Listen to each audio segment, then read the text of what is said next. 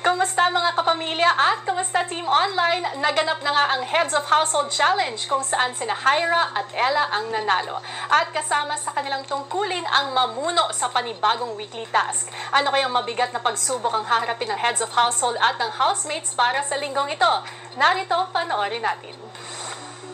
Habang abala sa paglalaba ay pinatawid ni Kuya ang dalawang bagong heads of household na sina Ella at Hyra. Parang ang ganda ng confession room ko ngayon. Thank you, Kuya. Grabe. Kuya, kami lang to. Ngayon lang tayo nagkaroon ng dalawang kababaihan na heads of household. Apo. Ano ba pakiramdam niya? Siyempre, Kuya, like, yun po, sobrang sarap po sa pakiramdam na nangingibabaw po ngayon ang mga kababaihan, which is empowered women po. Masarap po sa pakiramdam, Kuya, kasi dito po sa bahay parang ang mas nakakaangat po yung mga boys po. Tapos ngayon po ang head of household nga po, dalawa po kaming babae. Tapos parang baby girl pa po ako, parang ganyan. Ang sarap lang po sa pakiramdam na ma-experience po na isa po ako sa mga head of household po, Kuya. Ngayon, sasabihin ko na po ang inyong weekly task. Para sa linggong ito, gagawa kayo ng isang jump rope choreography. Para sa kanilang ika-4 na weekly task, kailangan matuto ng housemates ng 4 na jump rope moves para makabuo ng isang jump rope choreography. Agad na pinagmadali ni Kuya ang mga housemates at binigyan lamang ang mga ito ng 2 minuto para maghanda sa kanilang ensayo. Guys, rubber shoes na. rubber shoes na agad. Lahat. Tapos dapat 2 Game, minutes bilis. na sa labas na ng garden. Nagmamadaling nagbihis sa mga housemates at nagtungo sa activity area para sa pagsisimula ng kanilang task. Ito na yung pang-4 natin na weekly task ngayon. Ang gagawin natin is jump rope choreography challenge. So, sasayaw tayo ng naka-jump rope. Yan ang ano natin ngayon. Task natin. Para sa kanilang jump rope choreography weekly task, isang coach ang inimbitahan ni Kuya virtually para ituro sa mga housemates ang 4 na jump rope moves na kailangan nilang matutunan.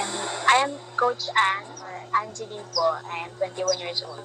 I've been working with weightlifting po on my own for 3 years now, and I've started jumping since April po this year. Coach Ann, inimbitahan kita sa aking bahay para matulungan ang aking mga housemates para sa kanilang task.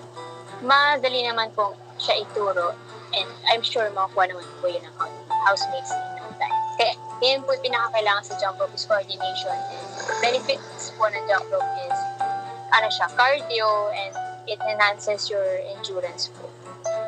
Sabi po, workout siya, and very easy siya, like anywhere pwedeng gawin, basta may dala kang rope. Maya-maya pa ay nakilala na ng mga housemates si Coach Ann. Ipinakikilala ko sa inyo ang inyong trainer. Please welcome, Coach Ann. Hi, housemate! So, I think we should start now. Open nyo yung ropes nyo, and tayo na kayo. Mag-resize muna tayo ng ropes. Over my head is too wide. That causes, pinapaikli niya yung rope pag masyadong malapad yung arms mo. So, let me see you try na nag-jump, bouncing, as low as I can. Habang ang iba ay nakakaalagwa na sa pagsubok sa jump rope, si Mika tila hirap sa kanyang ginagawa.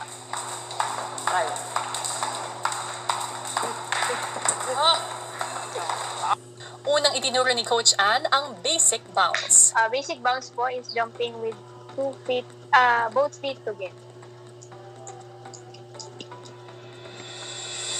Si Mika patuloy na nahihirapan.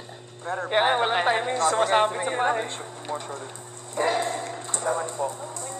Ako yung may problema eh. Wait lang po, okay? Try. Paano nyo ba?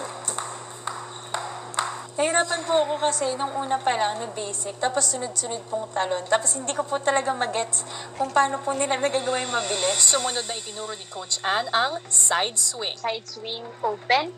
So, side swing po is you use swing both side then open. So, para, ano po siya, basic bounce. Side swing. Bounce. Madali namang nakuha ni na Andrea, Ella at Russo ang move na ito. Hands close to your body. Tignan nyo. Tignan nyo na hands close. Dito po. Side, side. Open. Sides. I've tried doing the jump rope skills, like the basic one before, and mas na-master ko po and mas naging confident po ako sa paggawa ng basic jumping skill. Samantalang si Kobe, Iwasan mo lang kasi sasabit yun sa paa. Just sumunod na itinuro ni Coach Ann ang skiers. Skiers, where both feet po siya jumping from side to side yung buong body. So, Agad naman itong nakuha ni na Ella, Andrea at Ralph.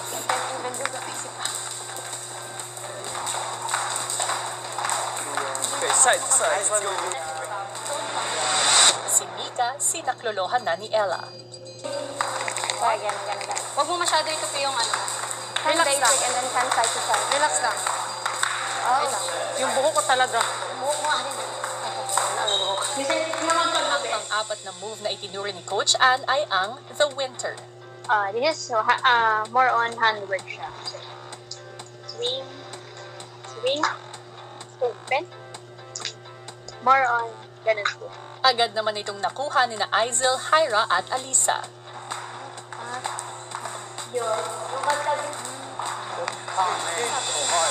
Maya-maya pa sinabihan ni Coach ang mga housemates na isa-isang magpakita ng moves na kanilang natutunan mula sa session.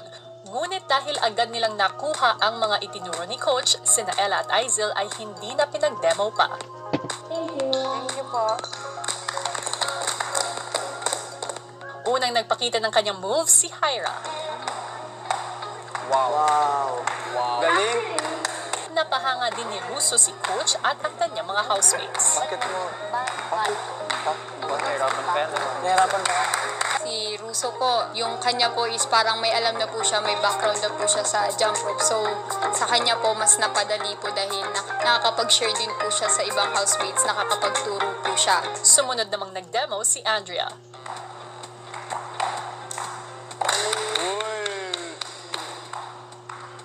Napansin ko pong magaling is si Andy po, tsaka si Kuya Russo po. Kasi silang dalawa po parang ang bilis po talaga nilang natutunan po yung mga tricks. Hindi rin naman nagpahuli si Alisa.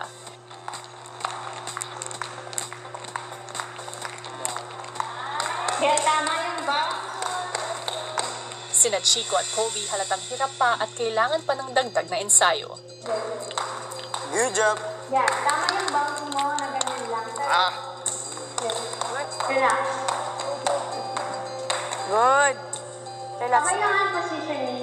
Yan, positioning is good. It's my first time po, nag-jump rope po. Pero, I know na I can do it naman. Sunod-sunod na nga sumabak sa demo ang iba pang housemates at isa-isang tinuruan ni Coach Ann. Maya-maya, si Mika na ang susunod na sumalang kay Coach. Ay, sorry.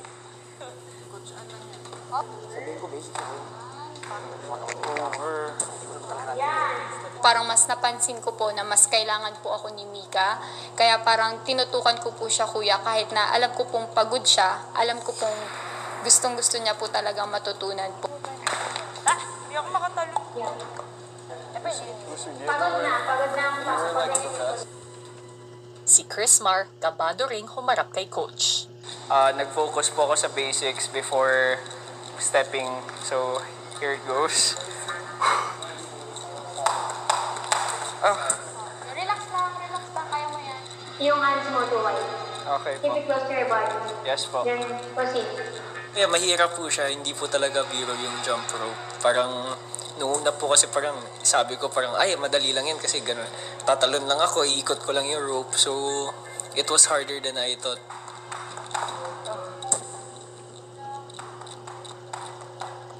Sila Kismar po. Coordination na lang po. Tsaka po yung hand position, yun naman po talaga usually yung parang need i-improve. Sana, ayan, mag-enjoy kayo. Huwag kayong ma-frustrate. Kasi, yun yung kailangan talaga. Perseverance, patience, hard work. Thank you po, Coach. Thank you, Coach. Maliban sa inyong weekly task, may mabigat din na kaakibat ito. Dahil ang grupo na mas makakapagbigay ng mas magandang jump rope performance ay magiging ligtas sa susunod na nominasyon.